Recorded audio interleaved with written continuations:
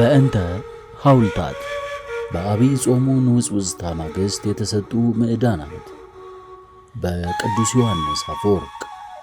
ትርጉም ገብረ እግዚአብሔር ኪደ። ክፍለ ትምህርት 16 የኢየሱስ ክርስቶስ እስረኛ ጳውሎስ በሚለው የሐዋርያው ቃል መነሻ በማድረግ የተሰጠ ትምህርት። ይህ ክፍለ ትምህርት መጋቢት 28 ቀን እሁድ ላይ የተሰጠ ሲሆን በውስጡም ወሬን ተከትሎ ከኃላፊነቱ ከተባረረ በኋላ ሁሉም ይሸሻል ብሎ እያሰበ ባለበት ጊዜ የሕዝቡን ልብ ለማረጋጋት ብሎ ወደ ቤተ ክርስቲያን በመጣው ሹም ምክንያት የተሰጠ ትምህርትን ይዟል። ስለ መሐላ እንደዚሁም የኢየሱስ ክርስቶስ እስረኛ ጳውሎስ በሚለው የሐዋርያው ቃል መነሻ በማድረግ የተሰጠ ትምህርትም አለው።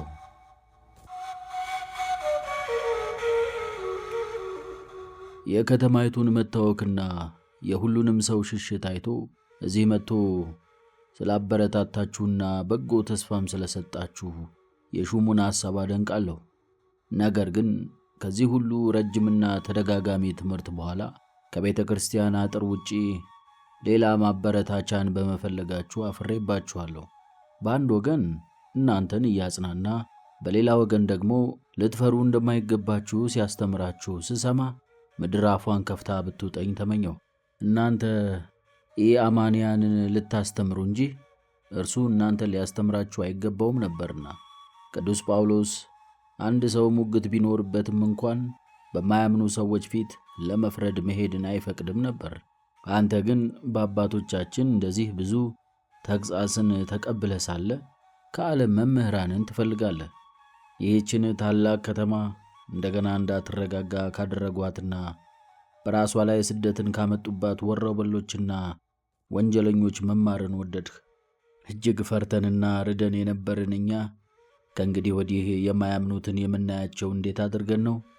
በዚህ ድንጋጤ ከጥንቸል በላይ እጅግ ፈሪዎች የሆንን እኛ መከራ በመጣ ጊዜ ጽኑዓን እንዲሆኑ ለማሳመን ብለን ከእንግዲህ ወዲህ እነርሱን የምንናገራቸው እንደምን ባለ አንደበት ነው? እንግዲህ እኛ ምን እናድርግ? ሰዎች ነን ብሎ የተናገረ ሰው አለ። ታዲያ ልንፈራ የማይገባን እኮ ስለዚሁ ምክንያት ነው። ሰዎች እንጂ አራዊት አይደለንማ። አራዊት ለባዊነት ስለሌላቸው እነርሱን ለማስደንገጥ ትንሽ ድምፅና ኮሽታ በቂ ነውና፣ አንተ ግን ለባዊነት ተሰጥቶሃል። ታዲያ ወደ እንስሳት ክብር ራስን የምታወርድ ለምንድን ነው? ሰራዊቱን አሰልፎ ወደ ከተማይቱ ዘምቶ የገባ ጠላት አለን? አትፍራ። ከዚህ ይልቅም ተንበርከክ፣ አምላክህንም ጥራ፣ አምርረህ አልቅስ። እርሱም ከዚህ አስፈሪ መከራ ይታደግሃል። አንተ የሰልፉን ሐሰተኛ ወሬ ሰምተሃል። ከዚህም የተነሳ እስከ ሞት የሚደርስ ፍርሃት ይዞሃል። የተወደደው ኢዮብ ግን መልእክተኞቹ ተራ በተራ ሲመጡ የሚነግሩትን ክፉ ወሬና በተለይም ሊታገሱት የማይቻለውን የልጆቹ ሞት ሲሰማ ጸለየ። እግዚአብሔርንም አመሰገን እንጂ አላለቀሰም፣ አልቃተተምም። አንተም ብፁዕ ኢዮብን ምሰል።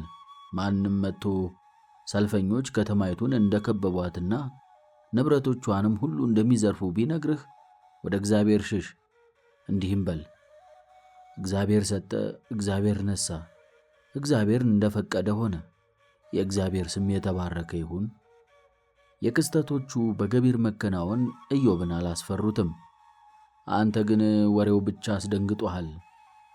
የተወደደው ኢዮብ ሞትን እንኳን ሊፈራ እንደማይገባው አልተነገረውም። እኛ ግን ሞትን እንኳን ልንፈራ እንደማይገባ ተነግሮን ሳለ ጭራሽ በሐሰተኛ ወሬ ብቻ በፍርሃት ከተናጥን ምን ተብለን ነው የምንቆጠረው? ግራ የተጋባ ሰው ሕልውና የሌለውን ነገርና የማይታይ መከራን ፈጥሮ ይፈራል። ልቦናው የተረጋጋለት ሰው ግን ሕሊናው ያለውንና የሚታየውን መከራስ እንኳን ይሰባብራል። የመርከብ አለቆችን አላየህምን? ባህሩ ስርግርግ ሲል፣ ደመና ሲሮጡ፣ መባረቅት ሲያንጎደጉዱ፣ በመርከቢቱ ውስጥ ያሉትም ሁሉ ግራ ሲጋቡ፣ እነርሱ ግን ምንም ግራ ሳይጋቡና ሳይረበሹ በመቀመጫቸው ተቀምጠው ትኩረታቸውን በክህሎታቸው ላይ ያደርጋሉ። እየመጣ ያለውንም ማዕበል እንዴት ሊከላከሉት እንደሚገባቸው ያስባሉ። አንተም በዚሁ ምሳሌ አንጻር ቅዱሱን መልህቅ በመያዝ ይኸውም እግዚአብሔርን ተስፋ በማድረግ አትፍራ፣ ጽናም። ይህንንም ቃሌን ሰምቶ የማያደርገው ሰው ሁሉ ቤቱን በአሸዋ ላይ የሠራ ሰነፍ ሰውን ይመስላል። ዝናብም ወረደ፣ ጎርፍም መጣ፣ ነፋስም ነፈሰ፣ ያንንም ቤት መታው፣ ወደቀም፣ አወዳደቁም ታላቅ ሆነ ይላል የማቴዎስ ወንጌል ምዕራፍ 7 ቁጥር 26 እስከ 27። አስቀድሞ መንሸራተትና መውደቅ የሰነፉ ሰው ጠባይ እንደሆነ ታያለህን? እንዲያውም እኛ የወደቅነው የዚህን ሰነፍ ሰው ያህል አይደለም፣ ከዚህ የከፋ ነው እንጂ። ምክንያቱም የዚህ ሰነፍ ሰው ቤት የወደቀው ጎርፉና ዝናቡ ከወረደ ነፋሱም ከነፈሰ በኋላ ነው። እኛ ግን ነፋሳትም ሳይነፍሱ ጎርፎችም ሳይወርዱ የጠላት ጥቃቶችም ሳይደርሱ ጥፋቱ ሳይፈጸም በወሬ ብቻ ተገለበጥን። በልቦናችን ውስጥ ስናመላልሰው የነበረውን ቃለ እግዚአብሔር በአንድ ጊዜ ጣልን። እንግዲህ አሁን ምን የማስብ ይመስላችኋል? እንዴት ራሴን እደብቃለሁ? እንዴት ራሴን እሰውራለሁ? እንዴት በኀፍረት ካባ እከናነባለሁ? በአባቶቻችን ባልገደድ ኖሮ እናንተ በመፍራታችሁ ምክንያት አእምሮዬ በሐዘን ጽልመት ተውጦ ሳለ አልነሳም ነበር፣ አልናገርምም ነበር። ንዴትና ሐዘን መንፈሴን ስለከበቡት ወደ ራሴ መመለስ ባልተቻለኝ ነበር። ያን ከመሰለ ብዙ ትምህርት በኋላ አሁን ያለውን መከራ በጽናት ሆናችሁ ታልፉት ዘንድ እንዲያጽናናችሁና እንዲነግራችሁ አሕዛብን ለመምህርነት ስትፈልጉ አይቶ የማይቆጣችሁና የማያዝንባችሁስ ማን አለና? ስለዚህ ይህንን ሐዘን ለማስወገድና ራሳችንን ጥቂት ለማበርታት አፋችንን ከፍተን ስናስተምራችሁ የሚያሳዝኑ ቃላትን ልንነግራችሁ ስለምንችል አስቀድመን ይቅርታችሁን እንጠይቃለን። በእውነት ይህ ፍርሃታችሁ መንፈሳችንን እጅግ ቅር አሰኝቶታልና። በቅርቡ ለእናንተ ለመወዳችሁ በዙሪያችን ስላሉ ወጥመዶች፣ ስለ ፍርሃትና ሐዘን፣ ስለ ሐዘንና ደስታ እንዲሁም በሐሰት ስም እግዚአብሔርን ጠርተው ወደሚምሉ ሰዎች ቤት ስለሚበረው ማጭድ ብዙ ነገሮችን ነግሬያችሁ ነበር። አሁን ከእነዚህ ብዙ ነገሮች መካከል በተለይም ስለ ባለ ክንፉ ማጭድ በሐሰት ስም እግዚአብሔርን ጠርተው በሚምሉ ሰዎች ቤት ውስጥ ስለመኖሩ፣ ድንጋዩንና እንጨቱን ስለ መሰባበሩና ሌላውንም ሁሉ ስለ መብላቱ እንድታስታውሱ እፈልጋለሁ። በተጨማሪም ወንጌልን አንስቶ በእርሱ መማል እጅግ ስንፍና እንደሆነና መሐላ የሚከለክለውን ሕገ ወንጌል ለመሐላ መጠቀማችሁም ወንጌልን ራሱን መሻር እንደሆነም እንዲሁ ለእግዚአብሔር ክብር ስንል ባልንጀሮቻችን እንዲምሉ ከምናስገድዳቸው ሀብት ንብረታችንን ብናጣ የተሻለ እንደሆነ አስተውሉ። አንተ ለእግዚአብሔር የቀማኝንና የጎዳኝን ሰው ስለ አንተ ብዬ እንዲምል አላደረግኩትም ስትለው፣ እግዚአብሔርም ይህንን ለክብሩ ስላደረግከው በዚህም ዓለም በወዲያኛውም ዓለም ታላቅ የሆነ ዋጋን ይሰጣል። እነዚህን ነገሮች ለሌሎች ሰዎችም ንገራቸው፣ አንተም ራስህ ጠብቃቸው። በዚህ ስፍራ ላይ ሁላችንም ሕግ እግዚአብሔርን እንደምንጠብቅና ክፉ ልማድንም ሁሉ እንደምናስወግድ አውቃለሁ። የሚፈለገው ግን እዚህ ቤተ ክርስቲያን ስንመጣ ብቻ ጥበብ መንፈሳዊውን እንድንወድ ሳይሆን ከዚህ ስንሄድም አብረን ይዘነው እንድንሄድ ነው። ይህ ጥበብ እጅግ የሚያስፈልገን ይልቁንም ከዚህ ስንወጣ ነውና። ውሃ የሚቀዱ ሴቶች ብዙ ጊዜ እንዳይመላለሱና ድካማቸው ከንቱ እንዳይሆን ወደ ቤታቸው ሲመለሱ እንስራቸውን ከሞሉ በኋላ በጥንቃቄ ያደርሱታል እንጂ በምንጩ ሳሉ የሞሉት እንስራ የተንቦጫቦጨ ተደፍቶ ባዶ እንዲደርስ አያደርጉትም። እኛም እነዚህን ሴቶች እንምሰላቸው። ወደ ቤታችን ስንመጣም የተነገረንን ሁሉ በአግባቡ እናስታውሰው።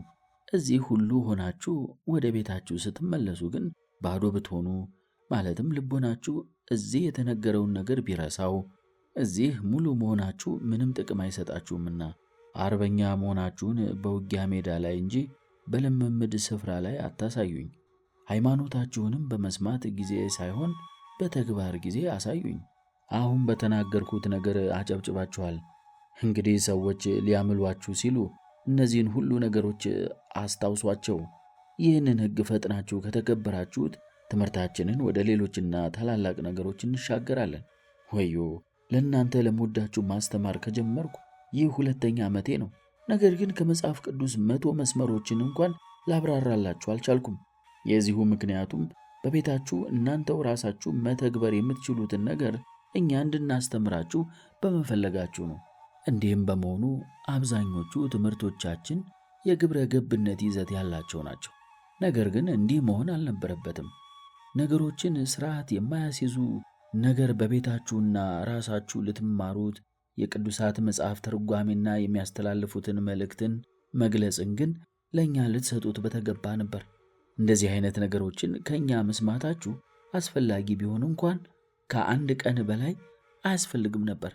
በዚያ ውስጥ የምንናገረው ነገር የተወሳሰበና ጥልቅ ትንታኔን የሚሻ አይደለምና እግዚአብሔር ትእዛዙን ሲናገር ያንን ለማብራራት ጥልቅ ሙግቶችን ማቅረብ አያስፈልግምና እግዚአብሔር አትማሉ ብሏል። ስለዚህ የማንምልበትን ምክንያት ከእኔ ዘንድ አትፈልጉ። ንጉሣዊ ሕግ ነው። ሰራይ ሕጉ ሕጉን የሰጠበትን ምክንያት ራሱ ያውቀዋል። ይህ ሕግ ጠቃሚ ባይሆን ኖሮ አያዘንም ነበር።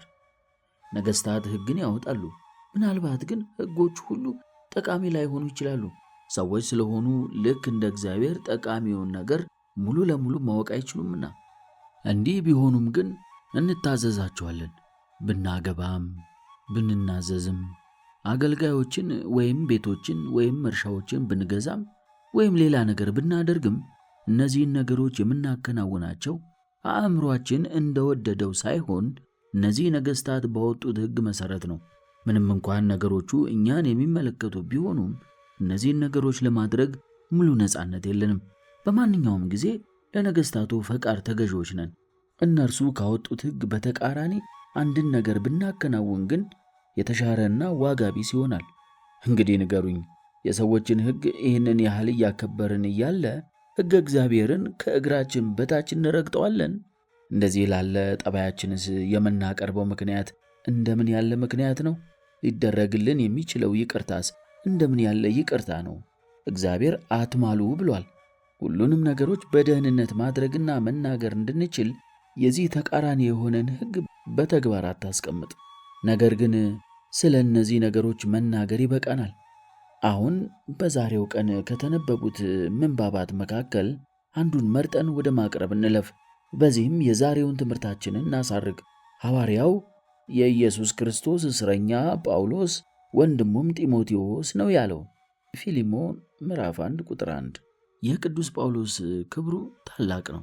የተናገረው የአለቅነትና የኃይል ማዕረግን ሳይሆን የእስራትና የሰንሰለት ክብርን ነውና በእውነት ያለ ሐሰት ይህ እጅግ ታላቅ ነው። ምንም እንኳን በብዙ ሰማያዊ ነገሮች ከፍ ከፍ ያለ ቢሆንም፣ ምንም እንኳን እስከ ሦስተኛው ሰማይ ድረስ የተነጠቀ ቢሆንም፣ ወደ ገነት የተወሰደ ቢሆንም፣ ሰዎች ሊሰሙት የማይገቡ ቃላትን የሰማ ቢሆንም ከእነዚህ ነገሮች አንዱንስ እንኳን አልተናገረም። ከእነዚህ ነገሮች ይልቅ እጅግ እንዲገለጥና እንዲታወቅ ያደረገው ይህ ነውና። ይሄስ እንደምን ነው ቢሉ እነዚያ ነገሮች የእግዚአብሔር የቸርነቱ ስጦታዎች ሲሆኑ፣ ሌሎች ግን የጽናትና የትዕግሥት መገለጫዎች ናቸውና። ፍቅርን የሚለግሱ ሰዎች ከሚያፈቅሯቸው ሰዎች ከሚቀበሉት ጥቅም ይልቅ ስለሚያፈቅሯቸው ሰዎች ብለው የሚቀበሉት መከራ ይበልጥ ክብር ያስገኝላቸው ዘንድ የታወቀ የተረዳ ነውና። ቅዱስ ጳውሎስ በሰንሰለቶቹ የሚመካውን ያህል ንጉሡ በዘውዱ አይመካም። ይህ በእርግጥም እውነት ነው። ዘውድ ለተደፋለት ራስ ክብርን ያመጣል። ሰንሰለት ግን ከዚህ የበለጠ ክብርና ደህንነትን ይሰጣል። ንጉሣዊ ዘውድ ብዙውን ጊዜ የተደፋለትን ራስ ይክዳል። ብዙ አሳልፈው የሚሰጡ ጠላቶችንም ይጠራል። ሌሎች ይህንን ንግሥና ተመኝተው እንዲመጡ ይጋብዛል። በጦር ሜዳዎች ላይም ይህንን ዘውድ እጅግ አደገኛ ስለሆነ ሊደበቅና ሊሸሸግ ይገባዋል። እንዲህም ስለሆነ ነገሥታት በውጊያ ወቅት ንጉሣዊ ልብሳቸውን ይቀይራሉ። ከወታደሮቹ እንደ አንዱ መስለውም ይደባለቃሉ። ከዘውዳቸው የተነሳ አሳልፎ የሚሰጣቸው ብዙ ሰው ነውና። ሰንሰለት ግን ባሰራቸው ሰዎች ላይ የዚህ ተቃራኒውን ነው እንጂ እንደዚህ አይነት ነገርን አይጠራባቸውም። ተጋድሎም ሆነ ከአጋንንትና ከጠላት ኃይላት ጋር የሚደረግ ፍልሚያም ቢኖር ያ በዚህ ሰንሰለት የተያዘው ሰው ይህንን ከእነ ሰንሰለቱ የእነዚህን ኃይላት ጥቃት ያርቃል።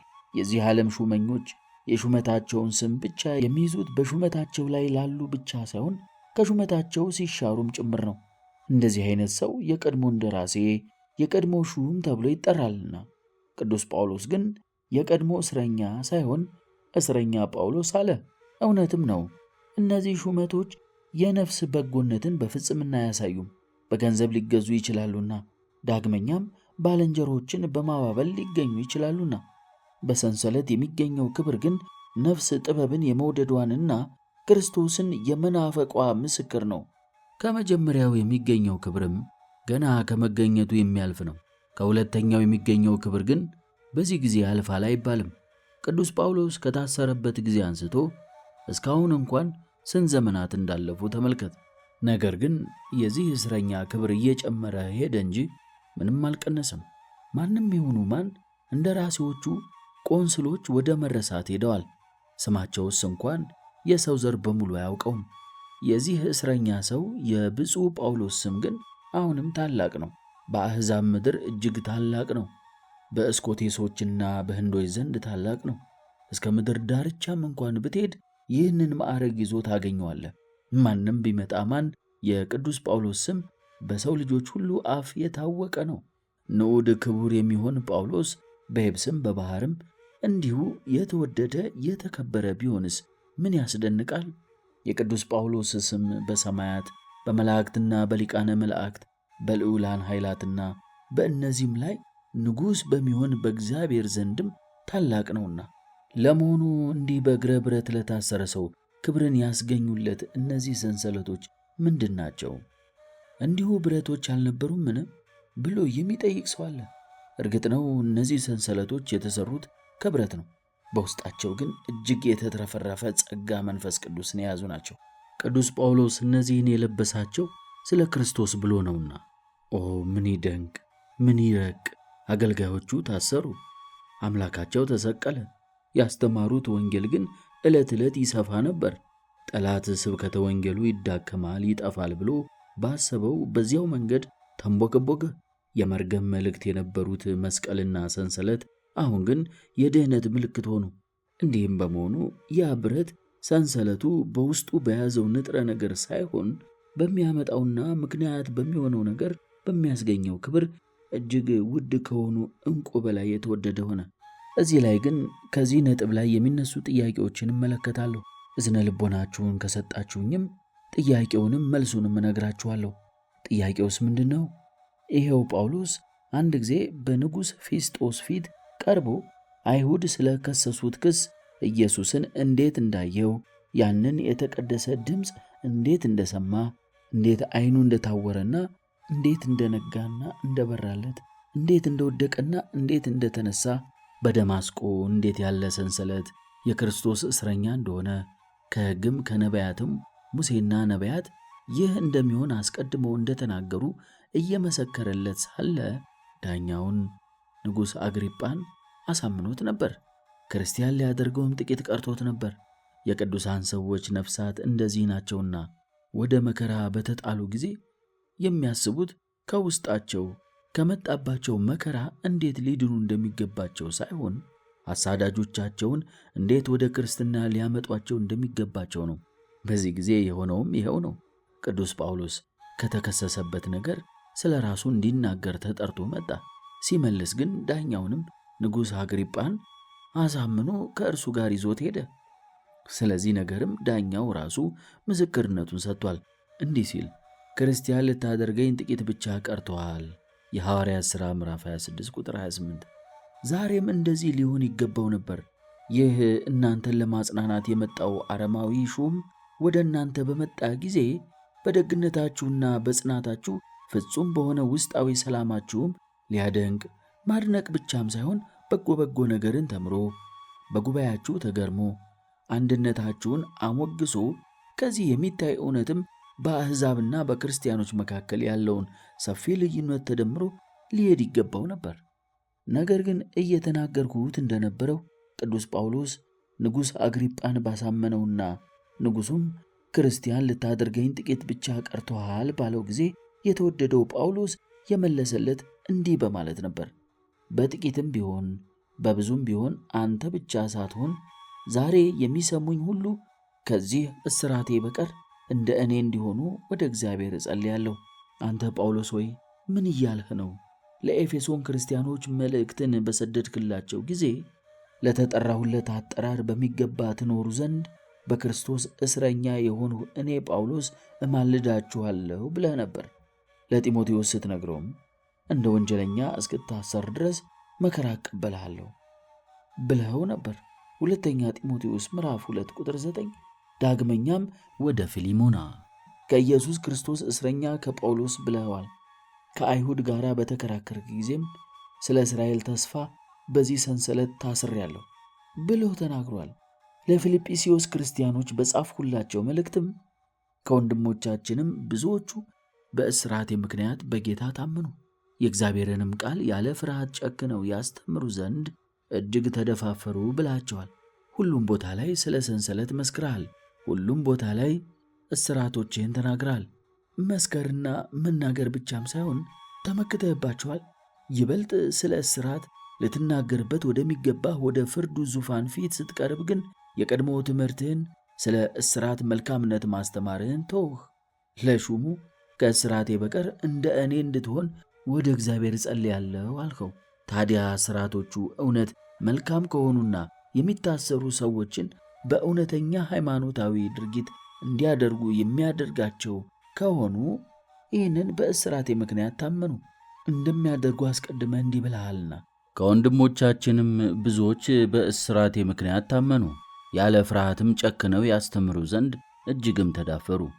በሹሙ ፊት በቀረብህ ጊዜ በዚህ መከራ ያልተመካኸውና ተቃራኒውን ያደረግከው ለምንድን ነው? አሁን ያቀረብኩት ጥያቄ እውን አይነሳምን? ነገር ግን መልሱንም አሁኑኑ ነግራችኋለሁ። ንዑድ ክቡር የሚሆን ጳውሎስ በሹሙ ፊት በቀረበ ጊዜ እንዲህ ያደረገው ከጥበቡ ብዛትና ከመንፈሳዊ አስተውሎቱ የተነሳ እንጂ ተጨንቆ ወይም ፈርቶ አልነበረምና። ይህስ እንደምን ነው ያልከኝ እንደሆነም ቀጥዬ እነግርሃለሁ። እየተናገረ የነበረው ከአሕዛብ ወገን ለሆነ ለማያምን የእኛ የክርስቲያኖች የሆኑ ነገሮችንም ምንም ዕውቀቱ ለሌለው ሰው ነው። እንዲህም በመሆኑ በኢአማኒው ንጉሥ እይታ እርስ በርሱ የሚጋጭ የሚመስልን ነገር ሊነግረው አልወደደም።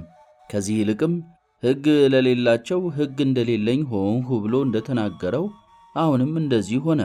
እንዲህ ማለቱ ነው፣ ከአሕዛብ ወገን የሆነ ሰው ስለ እስራትና ስለ መከራ ቢሰማ ወዲያው ሸሽቶ ይሄዳል፣ የእስራቶችን ኃይል አያውቅምና። መጀመሪያ አማኝ ይሁን፣ የተሰበከውን ቃል ይቅመስ። ከዚያ በኋላም ማንም ሳያስገድደው እርሱ ራሱ እነዚህን እስራቶች ለመቀበል ይፋጠናል። ጌታችን እንዲህ ብሎ ሲናገር ሰምቼዋለሁና፣ ባረጀ ልብስ አዲስ እራፊ የሚያኖር የለም፣ መጣፊያው ልብሱን ይወጨጭቀዋልና መቀደዱም የባሰ ይሆናል። ባረጀ አቁማዳ አዲስ የወይን ጠጅ የሚያኖር የለም፣ ቢደረግ ግን አቁማዳው ይፈነዳል፣ የወይን ጠጁም ይፈሳል፣ አቁማዳውም ይጠፋል። የዚህ ሰው ነፍስም እንዳረጀ ልብስ፣ እንዳረጀ የወይን ማስቀመጫ፣ እንዳረጀ የወይን አቁማዳም ነው። በእምነት አልታደሰም፣ በሀብተ መንፈስ ቅዱስም አልጎለመሰም። እስካሁን ድረስ ደካማና ምድራዊ ነው። የዚህን ዓለም ነገሮች ያስባል። ዓለማዊ ትዕይንቶችን እየተከተለ ይውተረተራል። የዚህን ዓለም ክብር ይወዳል። ምናልባት ይህን በአንድ ጊዜ ከመጀመሪያው አንስቶ ቢሰማውና ክርስቲያን ቢሆንም እንኳን ወዲያውኑ እስረኛ ይሆናል፣ በሰንሰለት ይታሰራል። በዚህ እጅግ አፍሮና ተበሳጭቶም ከቃሉ ይርቃል። ስለሆነም ከእስራቴ በቀር አለው። እስራቶቹን እየናቀ አይደለም፣ እግዚአብሔርን ይህንን አሳብ ያርቅልኝ፣ ስለ ሌሎች ሰዎች ድካም ይህንን አለ እንጂ እርሱስ ሴት ዝርግፍ ጌጧ እንደምትወድ እስራቶቹን ይወዳቸዋል። ይህስ እንደምን ይታወቃል ቢሉ እርሱ ራሱ እንዲህ ብሎ ከተናገረው ይታወቃል። አሁን በመከራዬ ስለ እናንተ ደስ ይለኛል። አካሉ ስለሆነች ስለ ቤተ ክርስቲያን ከክርስቶስ መከራ ጥቂቱን በሥጋዬ እፈጽማለሁ። ዳግመኛም እንዲህ አለ፣ ይህ ስለ ክርስቶስ ተሰጥቷችኋልና ስለ እርሱ መከራ ደግሞ ልትቀበሉ እንጂ በእርሱ ልታምኑ ብቻ አይደለም። ጨምሮም እንዲህ አለ፣ የምንመካ በእርሷ በእግዚአብሔር ክብር ተስፋ ብቻ አይደለም፣ በመከራችን ደግሞ እንመካለን እንጂ። ስለዚህ በመከራ ደስ የሚሰኝና የሚመካ ከሆነ ይህንንም የጸጋ ስጦታ እንደሆነ ከቆጠረው ለሹሙ በተናገረ ጊዜ እንደ ሹሙ የመረዳት መጠን ማለትም አስቀድመን እንዳብራራ ነው እንደተናገረ ግልጽ ነው። ከዚህ በተጨማሪም በሌላ ምንባብ ላይ መመካት በሚያስፈልግበት ቦታ ላይ ይህንን ያደርግ እንደነበረ እንመለከታለን። እንዲህ እንዳለ፣ እንግዲህ የክርስቶስ ኃይል ያድርብኝ ዘንድ በብዙ ደስታ በድካሜ ልመካ እወዳለሁ። በመንገላታትም፣ በችግርም፣ በስደትም፣ በጭንቀትም ደስ ይለኛል። ሁለተኛ ቆሮንቶስ ምዕራፍ 12 ቁጥር 9-10። ጨምሮም እንዲህ አለ፣ ትምክህት የሚያስፈልግ ከሆነ ከድካሜ በሚሆነው ነገር እመካለሁ። በሌላ ስፍራም ራሱን ከሌሎች ጋር ሲያነጻጽርና ከዚያ ንጽጽር ላይ የእርሱን ልዕልና ሲያመለክት እንዲህ ብሏል። የክርስቶስ አገልጋዮች ናችሁን? እንደ ሰነፍ ሰው እናገራለሁ። እኔ እበልጣለሁ። ሐዋርያው ልዕልናን ለማሳየት ብሎም ሙትን ስለማስነሳቱ፣ አጋንንትን ስለማስወጣቱ፣ ለምጻሞቹን ስለማንጻቱ ወይንም ይህንን የመሰለ ሌላ ያደረገውን ነገር አልተናገረም። ይልቁንስ የደረሰበትን ቁጥር የሌለው መከራን ተናገረ እንጂ። ስለዚህ እኔ እበልጣለሁ ሲል ምን ማለቱ እንደሆነ ለማሳየት ወዲያውኑ የደረሰበትን የፈተና ብዛት ወደ መዘርዘር ሄዷል። እንዲህ ሲል በመገረፍ አብዝቼ፣ በመታሰር አትረፌ፣ በመሞት ብዙ ጊዜ ሆኑ። አይሁድ አንድ ሲጎድል 40 ግርፋት 5 ጊዜ ገረፉኝ። አንድ ጊዜ በድንጋይ ተወገርሁ። መርከቤ 3 ጊዜ ተሰበረ። ሌሊትና ቀን በባህር ውስጥ ኖርሁ። እንዲሁም ወዘተረፈ። ስለዚህ ቅዱስ ጳውሎስ በሁሉም ቦታ ላይ በመከራዎቹ ይመካል። በእንደዚህ አይነት ነገሮች ራሱን ከልክ በላይ ያኩራራል። እውነትም ነው። የክርስቶስን ኃይል የሚያሳየው ይሄው መከራው ነውና፣ ይሄውም ሐዋርያት በዚሁ መንገድ ማለትም በስራቶች፣ በመከራዎች፣ በመገረፎች እንደዚሁም በሌሎች እጅግ ጽኑ መንገላታቶች ድል በማድረጋቸው ነውና። ጌታችን ክርስቶስም ስለ እነዚህ 2 ነገሮች ተናግሯል። ስለ መከራና ስርየተ ኃጢአት፣ ስለ ተጋድሎና አክሊል፣ ስለ ድካምና ሽልማት፣ ደስ ስለሚያሰኙና ስለሚያሳዝኑ ነገሮች ተናግሯል። በአንድ ጊዜ ከዚህ ዓለም ሕይወት ጋር ተያይዞ ያለውን ሐዘን፣ ሊመጣ ካለው ሕይወት ጋር አያይዞ ደግሞ የሚቆየውን ተድላና ደስታ ተናግሯል። በዚህም ሰዎችን እያታለለ ሳይሆን በዚሁ መንገድ በጊዜያዊ ሐዘን የሰው ልጆችን ዘላለማዊ የሐዘን ሸክምን ሊያቀልላቸው ወዶ ነው። አታላዩ አስቀድሞ ተድላ ደስታን አምጥቶ በኋላ የሚያሳዝኑ ነገሮችን ያስከትላልና። ለምሳሌ ጠላፊዎቹ ትንንሽ ሕፃናትን ለመስረቅና ለመውሰድ ሲያስቡ ለማታለል እንዲያመቻቸው ነፃነታቸውን እንዲሸጡላቸውና ራሳቸውን ወደዚህ ክፉ ነገር እንዲጥሉ አስቀድመው ጣፋጭ መብሎችንና በዚያ ዕድሜያቸው ደስ የሚሰኙባቸውን ሌሎች ነገሮችንም ይሰጧቸዋል እንጂ እንደሚመቷቸውና እንደሚገርፏቸው ወይም ሌላ ይህንን የመሰለ ነገር እንደሚያደርሱባቸው አይነግሯቸውም። ዳግመኛም የወፍ አዳኞችና አሳ አስጋሪዎች የሚያድኗቸውን ሊያታልሏቸው ሲፈልጉ አስቀድመው የተለመደውና ደስ የሚያሰኛቸውን ምግብ ይሰጧቸዋል። በዚህም ወጥመዳቸውን ሸሽገው ነው። ስለዚህ የአታላዮቹ ግብር በዋናነት ይኸው ነው። አስቀድሞ ተስማሚ የሆኑ ነገሮችን ማቅረብ፣ በኋላ ግን የማይስማሙ ነገሮችን ማስከተል ነው።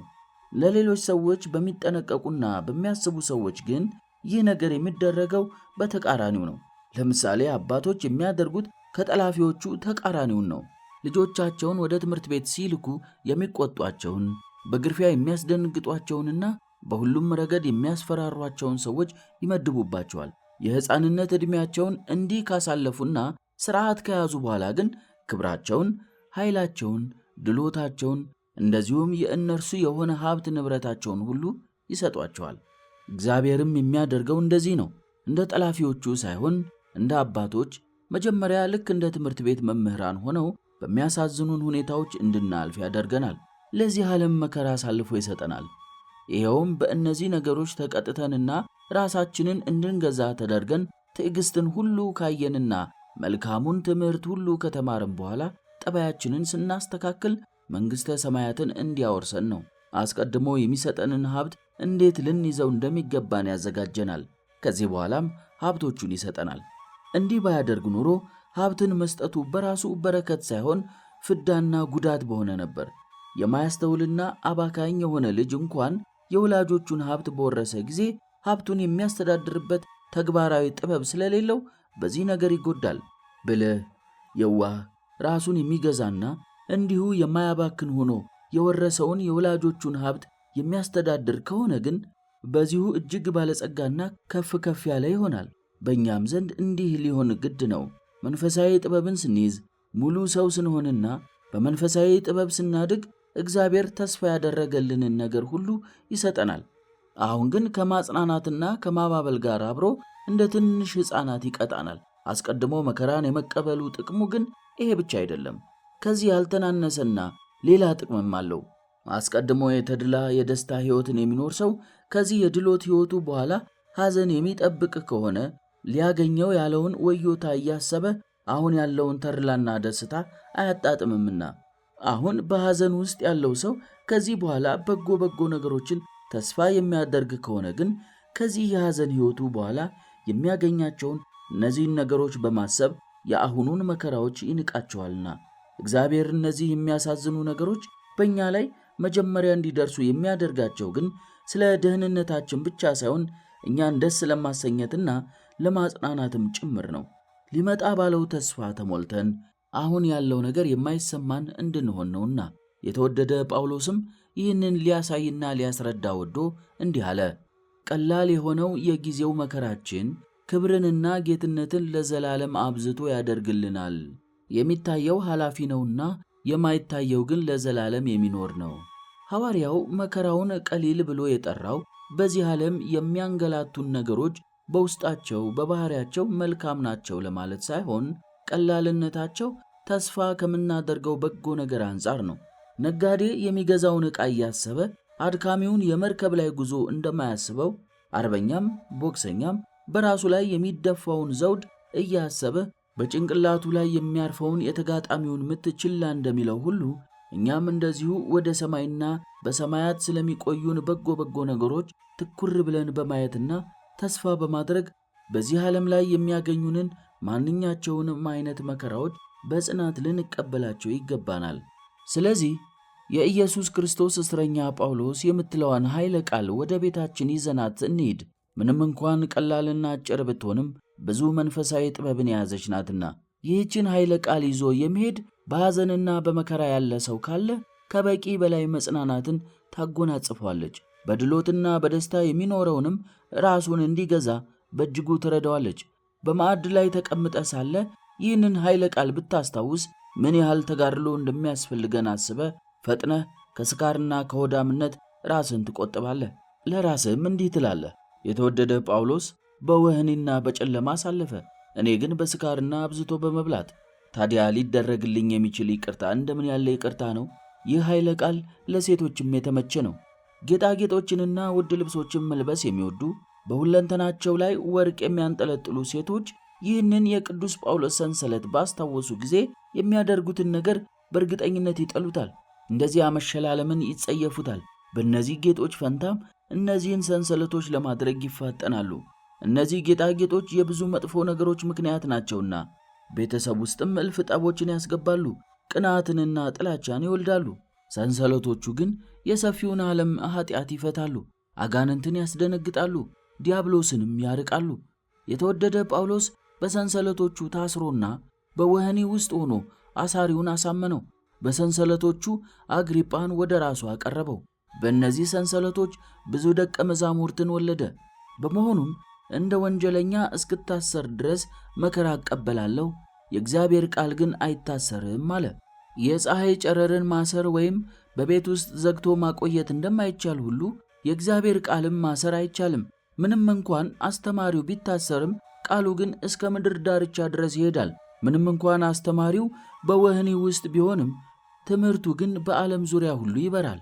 ስለዚህ እነዚህን ነገሮች በመረዳት መከራዎች ባጋጠሙን ጊዜ ይበልጥ ብርቱዎች ኃይለኞችም እንሁን እንጂ ምንም አንጨነቅ።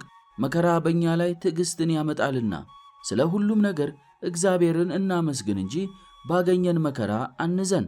አሁን ከወረሃ ጾሙ ሁለተኛውን ሳምንት አገባደናል። ነገር ግን በዚያ ውስጥ ምን ያህል እንደተሻሻልን እናስብ እንጂ ጊዜው በመሄዱ ብቻ በጊዜው ውስጥ ጥቅምን እንደምናገኝ አድርገን ልናስብ አይገባንም። ይህንን እናስተውል። ትጉሃን ሆነንም እንደሆነ ጉድለቶቻችንን አስተካክለንም እንደሆነ በደሎቻችንን አንጽተንም እንደሆነ እንመርምር። በአብይ ጾም ውስጥ ለብዙ ሰዎች ስንተኛው ሳምንት ላይ እንደደረሰ ሁሉም ሰው ምን ያህል ሳምንታትን እንደ ጾመ መጠየቅ የተለመደ ነው። አንዳንዶቹ 2፣ አንዳንዶቹ 3፣ ሌሎቹ ደግሞ ሳምንታቱን በሙሉ እንደ ጾሙ ሲናገሩ ሊደመጡ ይችላሉ። ነገር ግን በጾሙ ወራት ምንም በጎ ምግባር ካልሰራንበት መጾማችን ብቻ ምን ጥቅም አለው? አንድ ሰው መጥቶ አብይ ጾምን በሙሉ ጾም ያለው ቢልህ አንተስ የምጠላው ሰው ነበረኝ፣ አሁን ግን ታርቀናል፣ ክፉ ንግግርንም የመናገር ልማድ ነበረኝ፣ አሁን ግን ይህንን አቁም ያለው፣ የመማል አመል ነበረብኝ፣ አሁን ግን ይህንን ክፉ አመል አስወግጃለሁ ትለዋለህን? ብዙ ዕቃዎችንና ንብረቶችን ለማምጣት ካልሆነ በቀር ለነጋዴዎች እጅግ ረጃጅም የባህር ላይ ጉዞዎችን ማድረጋቸው በራሱ ምንም ጥቅም የለውም። እኛም በጾም ውስጥ ያለምንም ውጤት የምንጓዝበት ከሆነ ጾሙ በራሱ ምንም ጥቅምን አያስገኝልንም። ከጥሉላት ብቻ ብንርቅ 40 ቀን ሲያልቅ ጾሙም አብሮ ይቆማል። ከኃጣው ብንርቅ ግን ጾሙ ቢያልቅም እንኳን ይህን መታቀባችን አሁንም ይቀጥላል። ከዚህ ጊዜ አንስቶ ብዙ ጥቅሞችን ይሰጠናል። ርስተ መንግሥተ ሰማያትን ከማግኘታችን በፊት በዚህ ዓለም ሳለን የምናገኘው ዋጋ ራሱ እንዲሁ ቀላል አይደለም። በበደል ውስጥ የሚኖር ሰው እሳተ ገሃነም ውስጥ ከመግባቱ በፊትም ቢሆን መከራ አለውና ሕሊናው ይወቅሰዋልና፣ የበጎ ምግባር ሀብት ያለው ሰውም እንደዚሁ ከመንግሥተ እግዚአብሔር በፊት ከመጠን በላይ የሆነ ደስታ አለው። በዚህ በበጎ ተስፋዎች ይሞላልና። እንዲህ በመሆኑ ጌታችን ክርስቶስ እንዲህ አለ፣ እንደገና አያችኋለሁ፣ ልባችሁም ደስ ይለዋል፣ ደስታችሁም የሚወስድባችሁ የለም።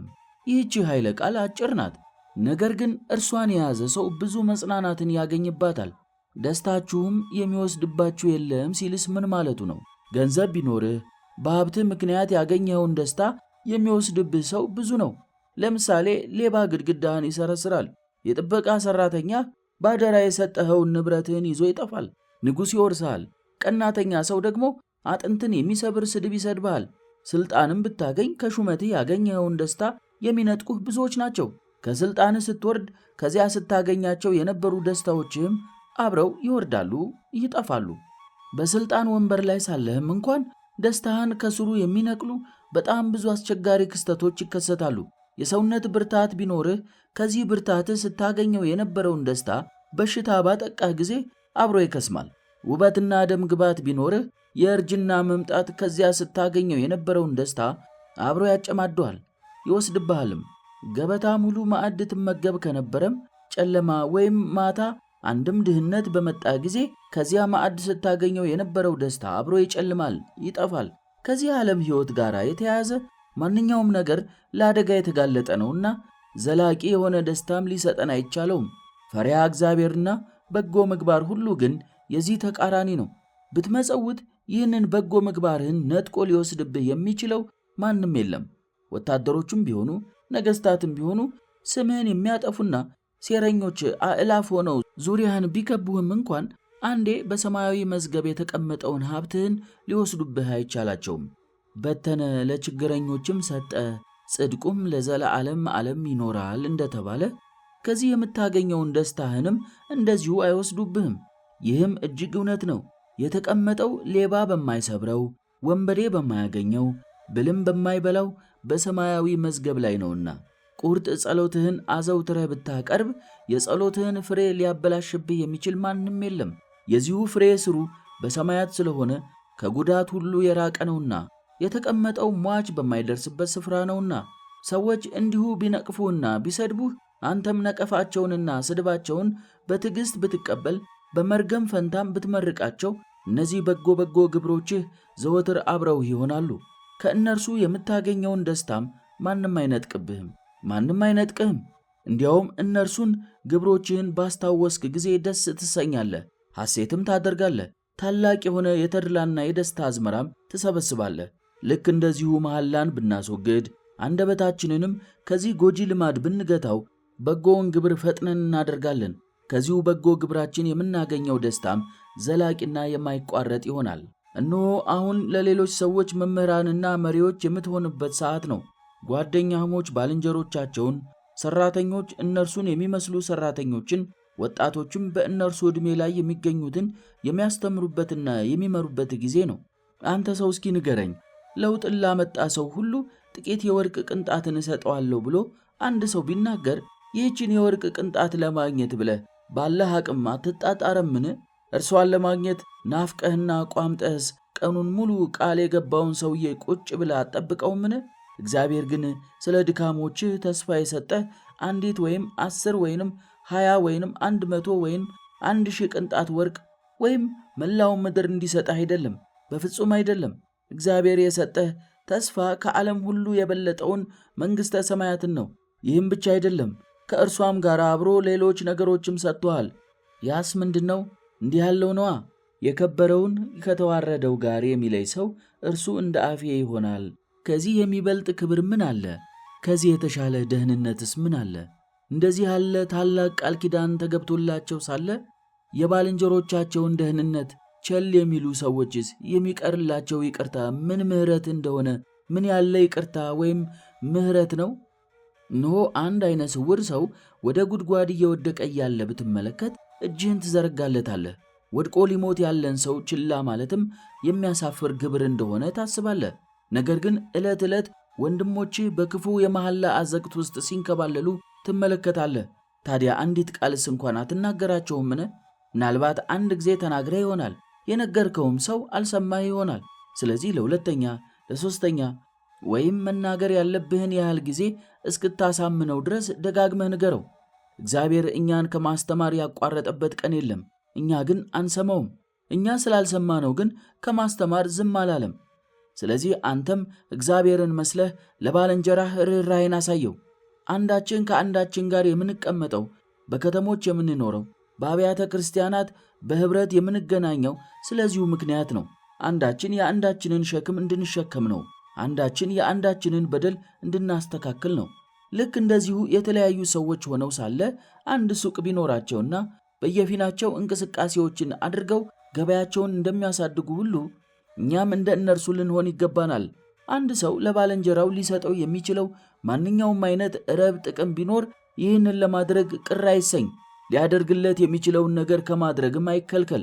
ሁላችን የጋራ መዝገባችን በሆነው በመንግሥተ ሰማያት እንድናስቀምጥ፣ ታላቅ የሆነ ሀብትን እንድናገኝ፣ ታላቅ የሆነ ባለጸግነትንም እንድናከማች፣ በዚህም ከባሕሪ አባቱ ከአብ ከባሕሪ ሕይወቱ ከመንፈስ ቅዱስ ጋር ጌትነቱ አንድ በሚሆን በጌታችን በኢየሱስ ክርስቶስ ቸርነትና ሰውን መውደድ የመንግሥተ ሰማያት ተካፋዮች እንድንሆን በመካከላችን መንፈሳዊ ንግድና የጋራ ተጠቃሚነት ይኑር። ይእዘኒ ወዘልፈኒ ለዓለም ወለዓለም አሜን።